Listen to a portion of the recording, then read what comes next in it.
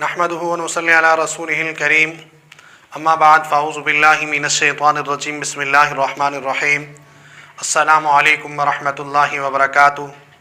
मेरा नाम हकीम क़ारी इरफ़ान सईद अल सईद दवाख़ाने से हाज़िर हूँ।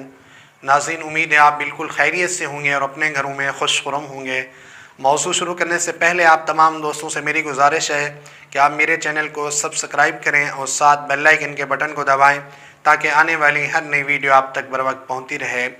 आज जो मेरा मौज़ू है, क्योंकि ईद के ऊपर अक्सर दोस्त बहुत परेशान होते हैं, बोतलें इस्तेमाल करते हैं जिससे गैस पैदा होती है और भी गर्मी बढ़ती है। ऐसे दोस्तों के लिए एक ऐसा पानी जो अगर आप इस्तेमाल करेंगे तो इंशाअल्लाह इसके इस्तेमाल से आप बिल्कुल अपने आप को फ़िट महसूस करेंगे और हैरान होंगे। सबसे पहले तो आपने लीमू लेने हैं, 100 ग्राम तक लीमू हो, वो आपने उसका रस निचोड़ कर एक कूलर पानी के अंदर डाल देना है।